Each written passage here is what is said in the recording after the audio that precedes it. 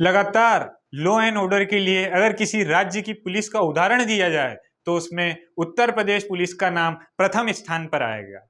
परंतु क्या हो जब एक राज्य की पुलिस दो महिलाओं को ढूंढने के लिए दर दर भटक रही हो, जब पहली पर लगभग 50,000 रुपए का इनाम हो और दूसरी पर लगभग 75,000 का।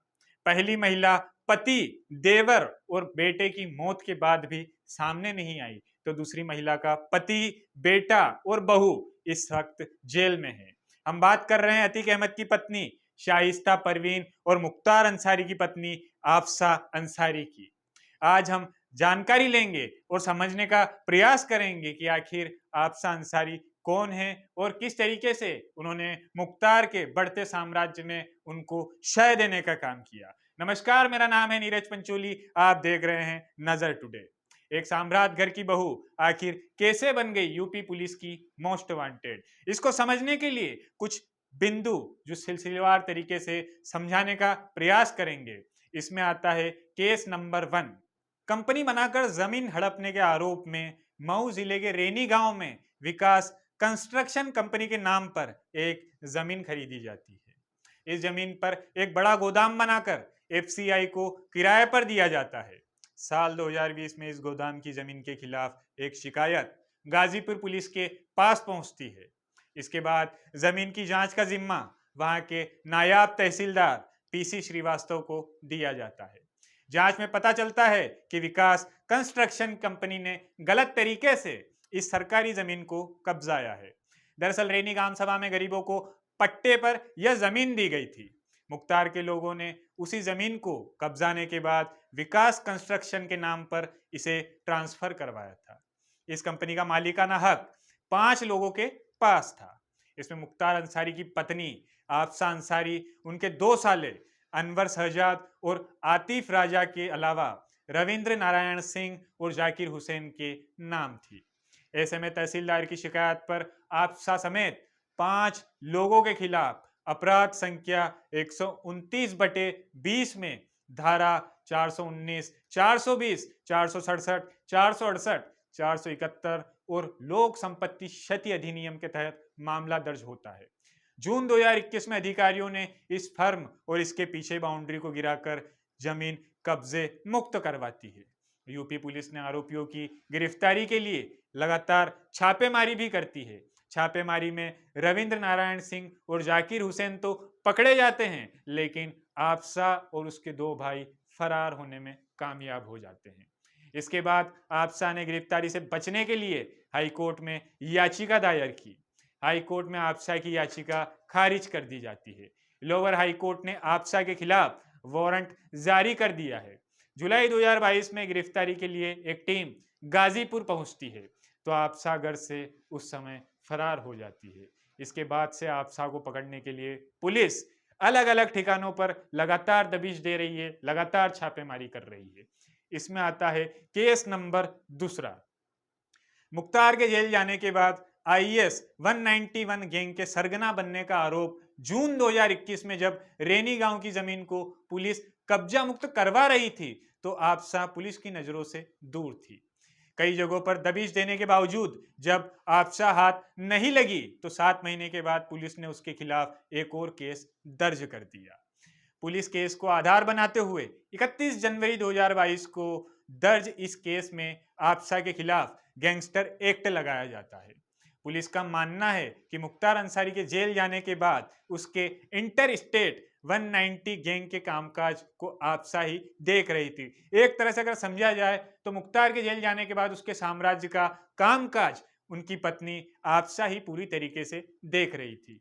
पुलिस ने बताया कि इस गैंग के सरगना के तौर पर आफसा ने मऊ और गाजीपुर में कई जमीनों को कब्जाया है। इसमें गाजीपुर में गजल होटल लैंड डील और नंदगंज में सरकारी जमीन कब्जाने का मामला भी शामिल है। इसी कड़ी में आता है case number 3। Money laundering case में भी आफसा अंसारी का नाम सामने आया। मार्च 2020 में ईडी ने मुख्तार अंसारी के खिलाफ मनी लॉन्ड्रिंग का केस दर्ज किया था। यह केस 2 कंपनियों के खिलाफ दर्ज हुआ था। पहला मुख्तार के परिवार से जुड़ी विकास कंस्ट्रक्शन कंपनी और दूसरा उसके साले की कंपनी आगाज कंस्ट्रक्शन। इसके दोनों ही कंपनियों का मालिकाना हक मुख्तार के साले के पास है।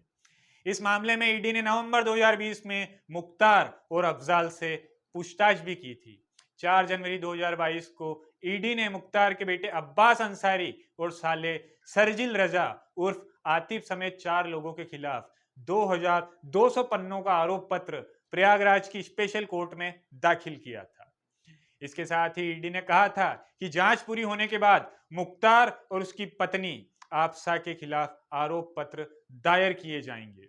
दरअसल विकास कंस्ट्रक्शन कंपनी के मालिकों की लिस्ट में आपसा का नाम सबसे ऊपर था।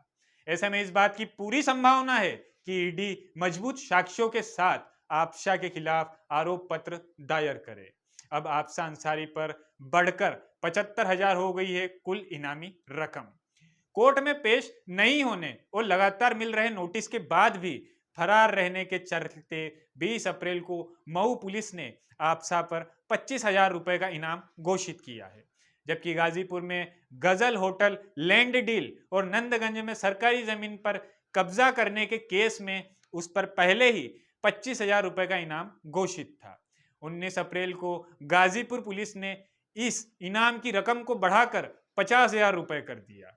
इस तरह की आपसा को गिरफ्तार करने के लिए पुलिस ने कुल 75,000 रुपए का इनाम अब तक घोषित किया है। आखिर में आपसा और मुख्तार के मुलाकात का दिलचस्प किस्सा भी आपको बताते हैं कि किस तरीके से माफिया उस समय एक युवा हुआ करता था और युवा जब प्रेम की आमद देता है अपने जीवन में तो किस तरीके से वह दोनों मिलकर एक तरह से एक ऐसे कार्य का क्रियान्वयन करने का जो प्रारूप है वो उस समय ही तैयार किया जाता है। चलिए ये भी समझते चलते हैं।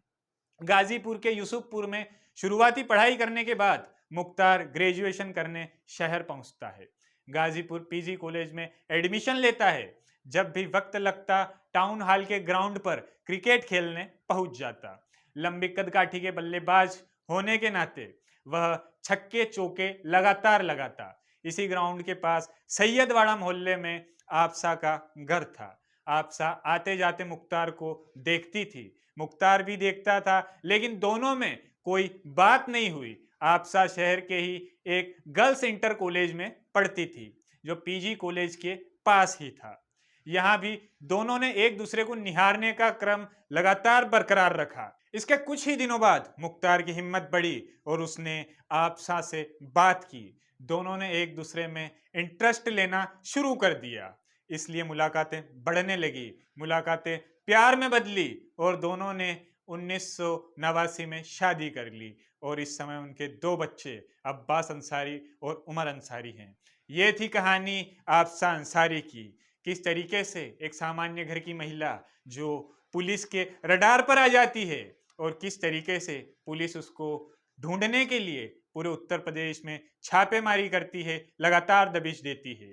परंतु अब देखना यह होगा कि पुलिस के हाथ आपसा कब लगती है। और इसी के साथ ही इस तरह की तमाम जानकारियों के लिए, तमाम सूचनाओं के लिए देखते रहिए नजर टुडे। वीडियो अच्छा लगे तो लाइक करें, शेयर करें, सब्सक्राइब करें हमारे चैनल को। और इस वीडियो है तो अगर आपका कोई सुझाव हो तो सादर आमंत्रित है हमारे कमेंट बॉक्स में। शुक्रिया।